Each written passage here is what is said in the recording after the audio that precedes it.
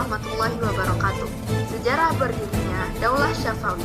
Daulah Syafawi berawal dari tarekat Syafawiyah yang berada di Ardabil, tepatnya di Azerbaijan.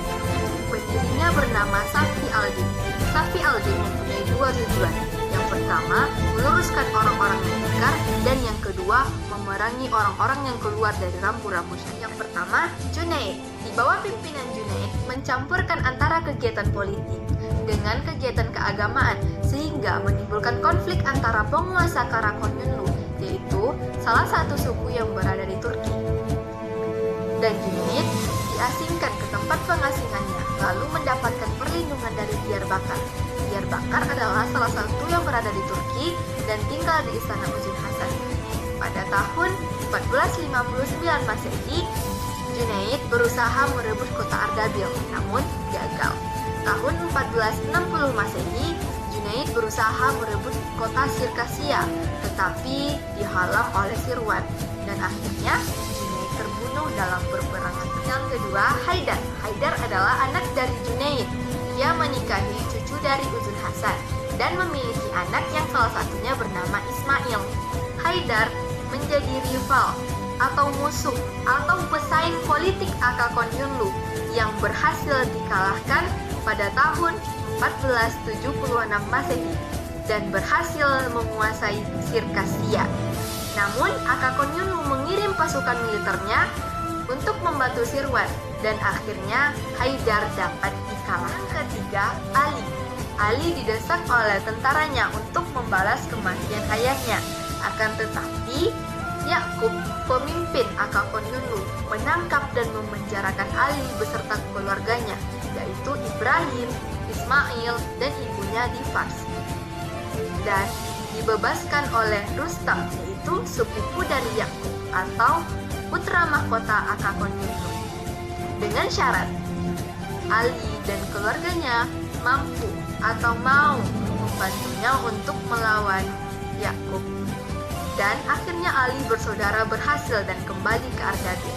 Namun, Rustam kembali menyerang balik Ali dan akhirnya Ali terbunuh. Yang keempat, Ismail.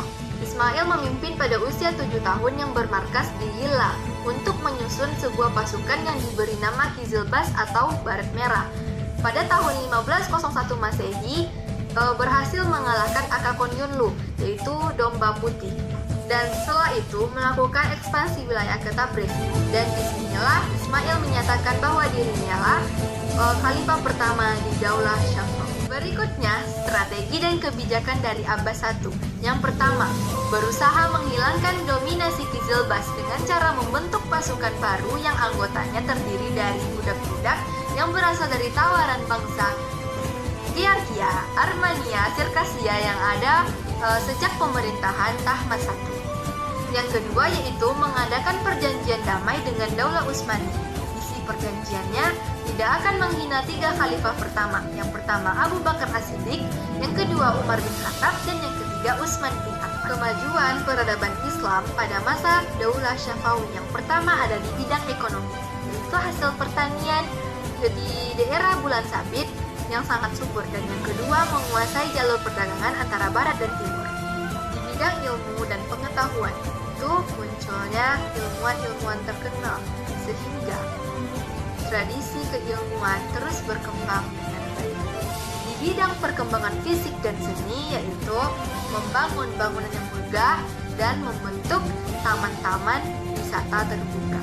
Kemunduran peradaban Islam pada masa Daulah Syafawi yang pertama itu adanya konflik yang berkepanjangan antara Daulah Utsmani. Yang kedua terjadinya dekadensi moral, dan yang ketiga pasukan ulungnya tidak mempunyai semangat yang tinggi seperti Kizilbas. Yang keempat seringnya terjadi konflik internal dalam perebutan kekuasaan yang terjadi di keluarga istana. Nah, ibrah yang dapat kita ambil dari sejarah berdirinya Daulah Syafawi yaitu memiliki sikap amanah dan memiliki semangat ukhuwah.